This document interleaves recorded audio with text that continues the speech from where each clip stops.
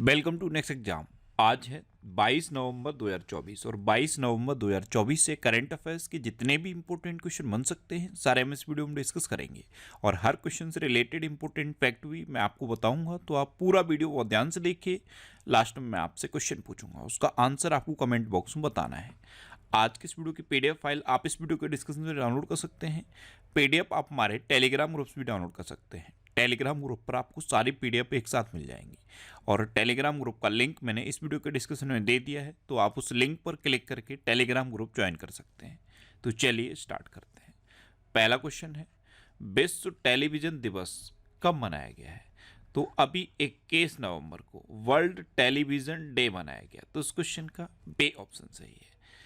संचार के एक प्रमुख माध्यम के रूप में टेलीविजन की भूमिका और वैश्विक जागरूकता बढ़ाने के लिए हर साल 21 नवंबर को ये विश्व टेलीविजन दिवस मनाया जाता है।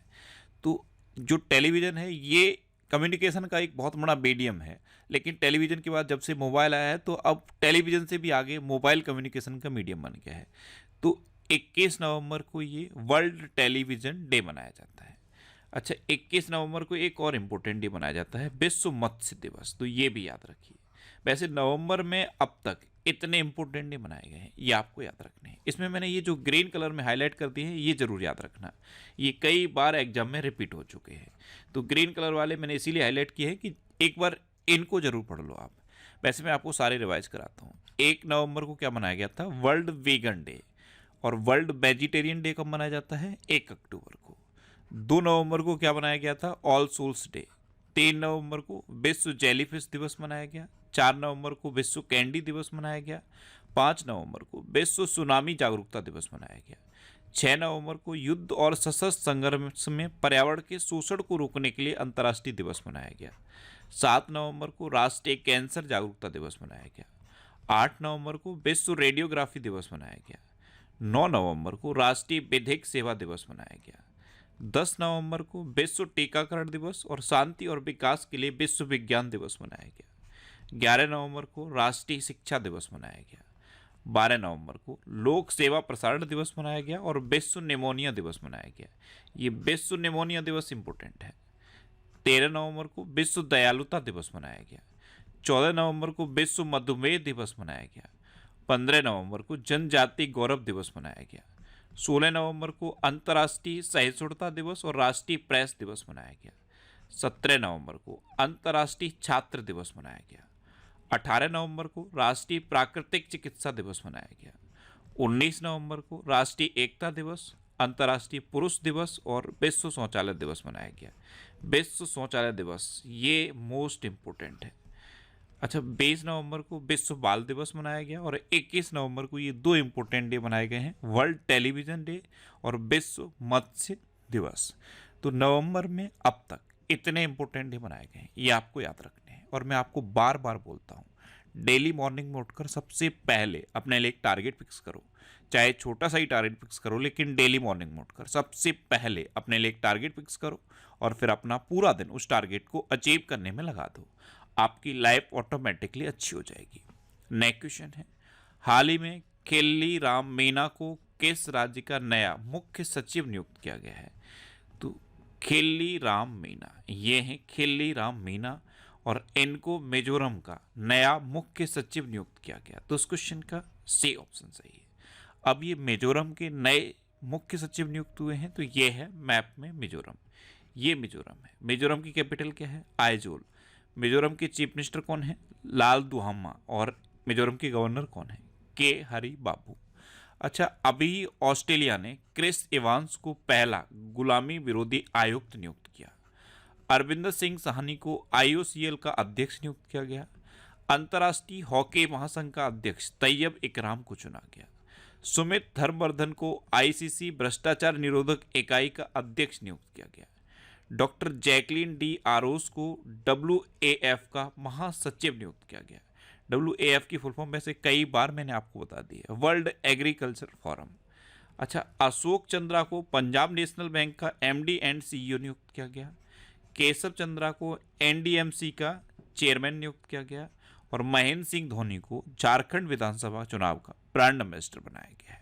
नेक्स्ट क्वेश्चन है, हाल ही में एडीबी ने वित्तीय क्षेत्र में सुधार के लिए किस देश को ऋण की मंजूरी दी?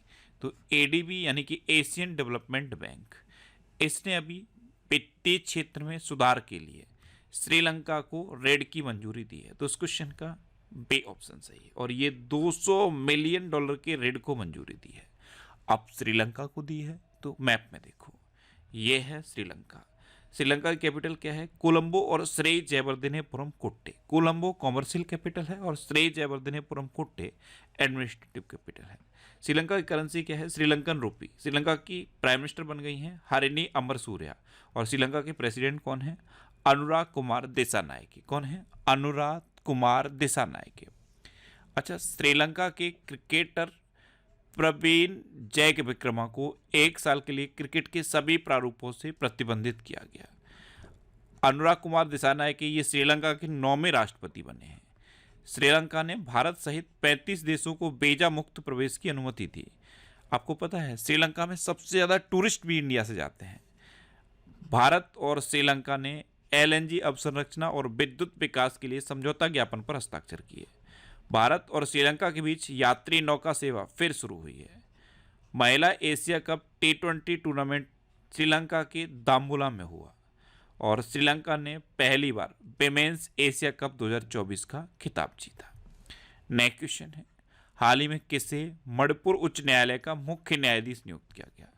तो मणिपुर हाई कोर्ट के चीफ जस्टिस बने हैं डे कृष्ण कुमार। तो उस क्वेश्चन का सी ऑप्शन सही है। ये हैं डे कृष्ण कुमार और यही मणिपुर हाई कोर्ट के नए चीफ जस्टिस बने हैं। अच्छा, मणिपुर, तो ये है मैप में मणिपुर। ये क्या था? मिजोरम। ये है मणिपुर और ये जो है ये मेघालय है। अच्छा, मणिपुर की कैपिटल क्या है? इम्फाल। मणिपुर के चीफ मिनिस्टर कौन है? एन वीरेंद्र सिंह। और मणिपुर के गवर्नर कौन है? लक्ष्मण आचार्य। अच्छा, मणिपुर में निंगोल चक्कोवा उत्सव हर्षोल्लास के साथ मनाया गया।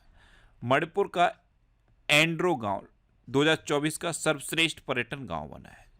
भारत के पूर्वोत्तर में मणिपुर ने खुद को उग्रवाद मुक्त होने की घोषणा की। मणिपुर सरकार ने निमोनिया से निपटने के लिए सांस अभियान शुरू किया। 9 मैतेई चरमपंथी संगठनों को गृह मंत्रालय ने गैर कानूनी घोषित कर दिया है। वार्षिक उत्सव मेरा होचोंगवा ये मणिपुर में मनाया गया। जस्टिस सिद्धार्थ मृदुल ये मणिपुर के हाई कोर्ट के चीफ जस्टिस बने थे और अब ये मणिपुर के हाई कोर्ट के नए चीफ जस्टिस बन गए हैं डे कृष्ण कुमार।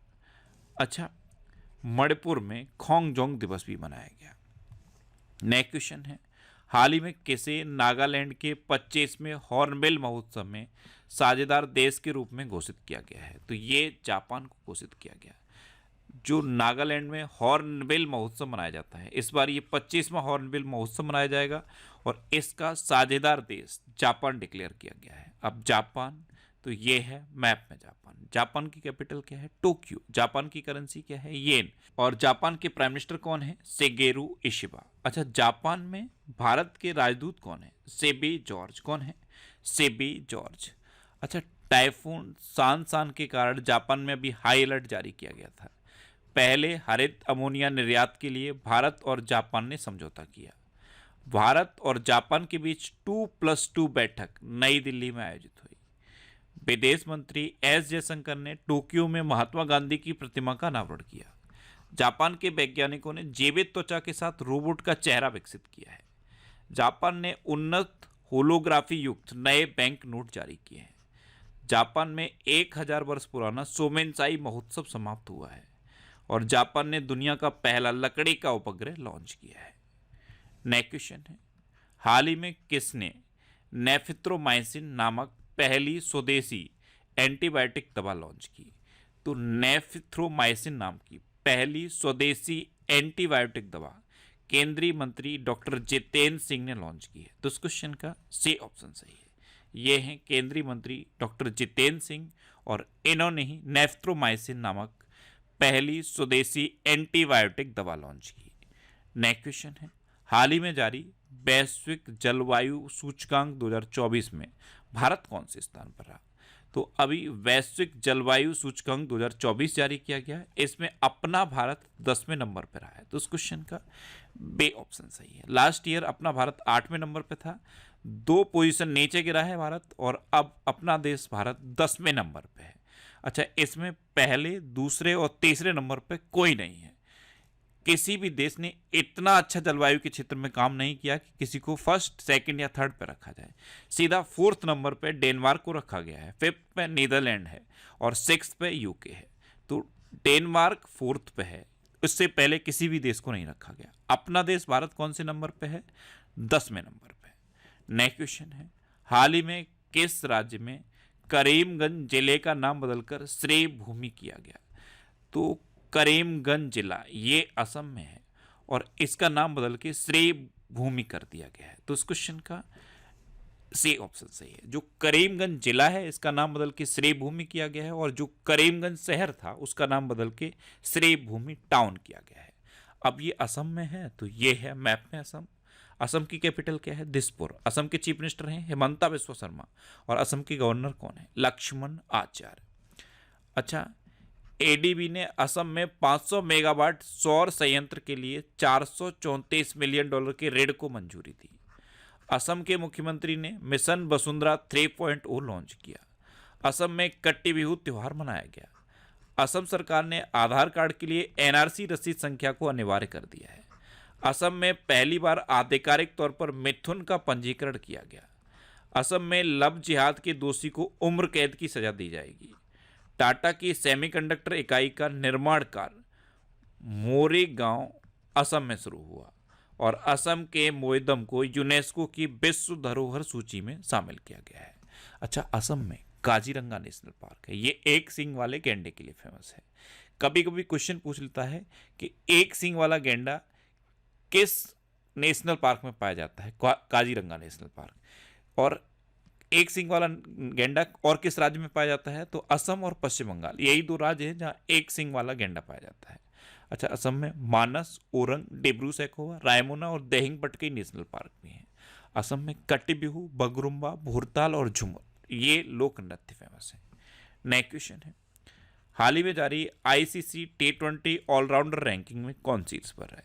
तो Hardik Pandya ICC T20 all rounder ranking में फर्स्ट नंबर पर रहे हैं। तो इस क्वेश्चन का बे ऑप्शन सही है।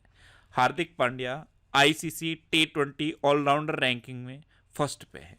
सेकंड नंबर पे कौन है? नेपाल के देपेन सिंह एरी। कौन है? नेपाल के देपेन सिंह एरी, ये सेकंड नंबर पे है। नेक्स्ट क्वेश्चन है, हाल ही में महिला एशियाई हॉकी चैंपियंस ट्रॉफी 2024 का टाइटल किसने जीता है? तो ये अपने देश भारत ने जीता है और चीन को हरा कर जीता है। तो उस क्वेश्चन का सी ऑप्शन सही है। महिला एशियाई हॉकी चैंपियंस का टाइटल ये अपने देश भारत ने जीता। अब भारत ने जीता तो ये है मैप में अपना देश भारत। अभी 2024 की तीसरी तिमाही में यूनिट वॉल्यूम के हिसाब से भारत दूसरा सबसे बड़ा स्मार्टफोन बाजार बना है और चीन अभी भी पहले नंबर पे है। भारत को अंतर्राष्ट्रीय सौर गठबंधन का अध्यक्ष चुना गया। भारत ने बांग्लादेश को हराकर SAFF अंडर-17 चैंपियनशिप का खिताब जीता। भारत एथेनॉल का दुनिया का तीसरा सबसे बड़ा उत्पादक एवं उपभोक्ता बना है। भारत भ्रष्टाचार विरोधी गठबंधन के नेतृत्व में शामिल हुआ है। भारत नेपाल का सबसे बड़ा व्यापारिक साझेदार बना है और क्वाड शिखर सम्मेलन 2025 की मेजबानी अपना देश भारत करेगा। अच्छा, अपना देश भारत दुनिया का सबसे बड़ा मिल्क प्रोड्यूसर है। ये इंडिया के लिए एक पॉजिटिव खबर है, लेकिन एक नेगेटिव भी है। भारत दुनिया का सबसे बड़ा प्लास्टिक प्रदूषक भी बन गया है। पहले दुनिया का सबसे बड़ा प्लास्टिक प्रदूषक चाइना था, लेकिन अब अपना देश भारत दुनिया का सबसे बड़ा प्लास्टिक प्रदूषक बना है। नेक्स्ट क्वेश्चन है, किस देश ने अडानी के साथ बिजली एयरपोर्ट डील रद्द कर दी है? तो बिजली और एयरपोर्ट से संबंधित डील ये अडानी के साथ केन्या ने रद्द की है। तो इस क्वेश्चन का बे ऑप्शन सही है। एक्चुअल में अभी अडानी पर 2200 करोड़ के घोटाले का आरोप लगा है। कितना? 2200 करोड़ के, और ये न्यूयॉर्क में लगा है। और इसके बाद केन्या ने अडानी के साथ जो बिजली और एयरपोर्ट की डील थी, ये डील थी 21,422 करोड़ रुपए की। इस डील को केन्या ने रद्द कर दिया है। अब केन्या ने किया है तो ये है मैप में केन्या। केन्या कैपिटल क्या है? नैरोबी। केन्या की करेंसी क्या है? Kenya shilling. और केन्या के प्रेसिडेंट कौन है? William Ruto. कौन है? विलियम रूटो। नेक्स्ट क्वेश्चन है, हाल ही में किस देश के राष्ट्रपति सेल्वेनी वर्टन ने प्रधानमंत्री मोदी को सर्वोच्च राष्ट्रीय सम्मान दिया है? तो सेल्वेनी वर्टन ये डोमिनिका की राष्ट्रपति हैं और इन्होंने प्रधानमंत्री मोदी को डोमिनिका का सर्वोच्च राष्ट्रीय सम्मान डोमिनिका अवार्ड ऑफ ऑनर दिया। तो इस क्वेश्चन का ए ऑप्शन सही है। आपको पता है हमारे प्रधानमंत्री मोदी अभी 3 देशों की यात्रा पर थे। पहले नाइजीरिया गए, उसके बाद ब्राजील और फिर गुयाना गए। तो सबसे पहले नाइजीरिया में इनको grand commander of the order of niger से सम्मानित किया गया। उसके बाद G20 समिट में प्रधानमंत्री मोदी ने ब्राजील में पार्टिसिपेट किया और फिर गुयाना पहुंचे। तो गुयाना में प्रधानमंत्री मोदी को एक तो ये डोमिनिका के सर्वोच्च सम्मान से सम्मानित किया गया है, गुयाना ने भी प्रधानमंत्री मोदी को सम्मानित किया है और बारबाडोस ने भी प्रधानमंत्री मोदी को सम्मानित किया है। तो डोमिनिका ने ये डोमिनिका अवार्ड ऑफ ऑनर प्रधानमंत्री मोदी को दिया।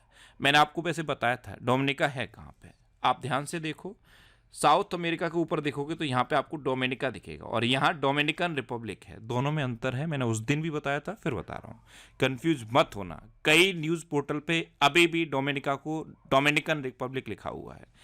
डोमिनिकन रिपब्लिक यहाँ पे है और डोमिनिका यहाँ पे है, दोनों साउथ अफ्रीका के ऊपर है। तो डोमिनिका की कैपिटल क्या है? रोसो।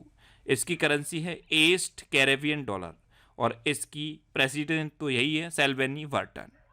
नेक्स्ट क्वेश्चन है, हाल ही में प्रसार भारती ने किस नाम से अपना खुद का OTT प्लेटफॉर्म लॉन्च किया?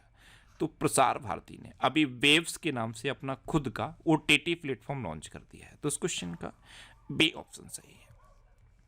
नेक्स्ट क्वेश्चन है, किस देश ने लगभग 40 वर्षों में पहली बार राष्ट्रीय जनगणना शुरू की है? तो ये इराक ने की है। पिछले 4 दशक में पहली बार है जब इराक ने राष्ट्रीय जनगणना शुरू की है। तो उस क्वेश्चन का सी ऑप्शन सही है। अब इराक, तो ये है मैप में इराक। इराक की कैपिटल क्या है? बगदाद। इराक की करेंसी है इराकी दिनार और इराक के प्रेसिडेंट हैं अब्दुल लतीफ राशिद। कौन है? अब्दुल लतीफ राशिद। नेक्स्ट क्वेश्चन है, हाल ही में किस देश ने पानी की कमी के कारण आपातकाल की घोषणा की है? तो ये इक्वाडोर ने की। तो इस क्वेश्चन का बी ऑप्शन सही है। अब ये इक्वाडोर में जंगल में आग लगी थी, उसके बाद अब इक्वाडोर में पानी की कमी हो गई है और इस वजह से इक्वाडोर ने आपातकाल की घोषणा कर दी है। ये आपातकाल की स्थिति अगले 60 दिनों तक रहेगी।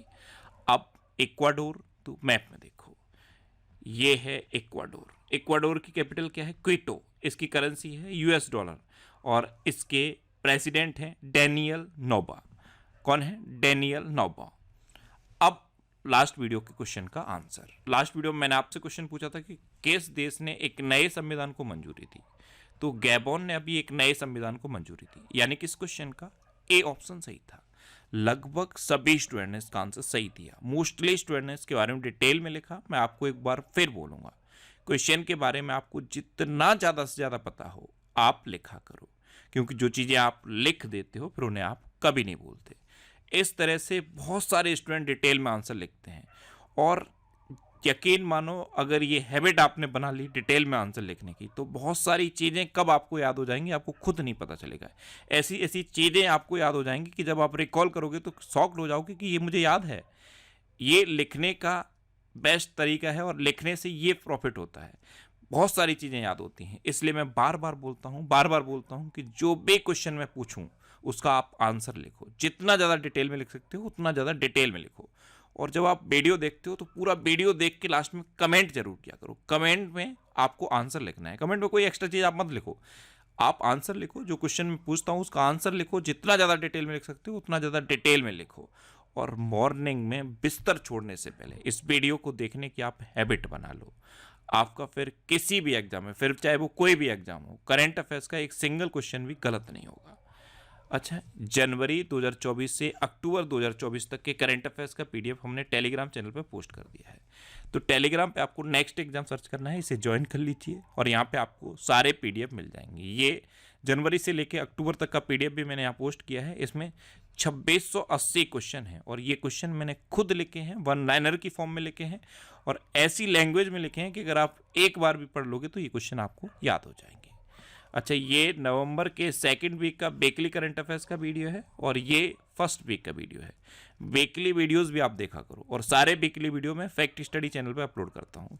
तो यूट्यूब पर फैक्ट स्टडी सर्च करके उस चैनल को सब्सक्राइब कर लो, वहाँ पे आपको वीकली, मंथली और स्पेशल टॉपिक से रिलेटेड वीडियोस मिलते रहेंगे। अब आपके लिए रिवीजन के क्वेश्चन। भारत का पहला एनालॉग स्पेस मिशन लेह से लॉन्च किया गया। माइया संधू को मोल्डोवा के राष्ट्रपति के रूप में चुना गया। अर्जुन वाजपेयी चीन में माउंट शीशपंगमा पर चढ़ने वाले पहले भारतीय बन गए हैं। के संजय मूर्ति, इनको नया नियंत्रक एवं महालेखा परीक्षक यानी कि CAG नियुक्त किया गया। उत्तराखंड में लोक पर्व इगास बग्वाल मनाया गया। लद्दाख में पहले पोलो स्टेडियम का उद्घाटन किया गया। IAS अलका तिवारी को झारखंड का मुख्य सचिव नियुक्त किया गया। चीन ने पेरू में मेगा फोर्ट का अनावरण किया।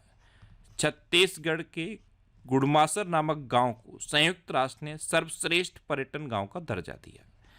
शारजाह पुस्तक मेले में भारतीय संविधान की मूल हस्तलिखित पांडुलिपि प्रतिकृति प्रदर्शित की गई। अच्छा, AI तैयारी सूचकांक 2023 अभी जारी किया गया था। इसमें सिंगापुर टॉप पर है, डेनमार्क सेकंड पे है, अमेरिका थर्ड पे है और अपना भारत 72वें नंबर पे है। ये 100% आपको याद हो गया होगा, इसीलिए मैं इसे बार बार याद करा रहा हूँ आपको। अच्छा, उत्तराखंड के पिथौरागढ़ में प्रसिद्ध जौल जेबी मेले का उद्घाटन हुआ। शिवांगी देसाई ने मिस चार्म इंडिया 2024 का ताज जीता। अरुणाचल प्रदेश के पक्के बाग अभयारण्य में बटरफ्लाई पार्क का शुभारंभ हुआ। हैदराबाद एयरपोर्ट को डिजिटल नवाचारों के लिए वैश्विक पुरस्कार मिला। रूस के राष्ट्रपति ने नए परमाणु सिद्धांतों को मंजूरी दी। अनीस सरकार विश्व स्तर पर सबसे कम उम्र के फिडे शतरंज खिलाड़ी बन गए हैं। भारत और ओमान ने गोवा तट पर संयुक्त नौसैनिक अभ्यास नसीम अल बहर आयोजित किया। जस्टिस संजीव खन्ना ने देश के 51 में चीफ जस्टिस के रूप में शपथ ली है और संघाई शीर्ष वैश्विक ग्रीन हाउस गैस उत्सर्जक बना है। अब आपके लिए आज का क्वेश्चन है, हाल ही में ब्राजील ने आधिकारिक तौर पर G20 की अध्यक्षता किस देश को सौंपी है? 4 ऑप्शन दिए गए हैं, इनमें से आपको अपना आंसर बताना है। और इसके अलावा हम हमारे फेसबुक पेज पर previous year question daily post करते हैं, तो आप फेसबुक पर नेक्स्ट एग्जाम सर्च करके हमारा फेसबुक पेज ज्वाइन कर सकते हैं, क्योंकि प्रीवियस ईयर क्वेश्चन आपको बहुत हेल्प करते हैं। अगर आपको किसी क्वेश्चन में कोई डाउट होता है या आपको अपने करियर से रिलेटेड भी कोई प्रॉब्लम है, तो आप इंस्टाग्राम, फेसबुक और X पर इंद्रेश RC सर्च करके आप मेरे साथ जुड़ सकते हैं और कोई भी डाउट, कोई भी confusion without any hesitation discuss कर सकते हैं। तो ये था आज का हमारा करंट अफेयर्स का वीडियो। आपको ये वीडियो कैसा लगा प्लीज़ कमेंट बॉक्स में जरूर बताना, और अगर अभी तक भी आपने हमारे इस चैनल को सब्सक्राइब नहीं किया है तो इसे आप सब्सक्राइब कर लीजिए। आपको इस चैनल से निश्चित ही मदद मिलेगी। जब भी आपसे सब्सक्राइब करेंगे तो बराबर में एक बेल आइकन बन के आएगा, आप उस बेल आइकन पर जरूर क्लिक कर लें, जिससे कि आपको डेली मॉर्निंग में करंट अफेयर्स की वीडियो मिलती रहे। Next exam always with you. Thanks for watching.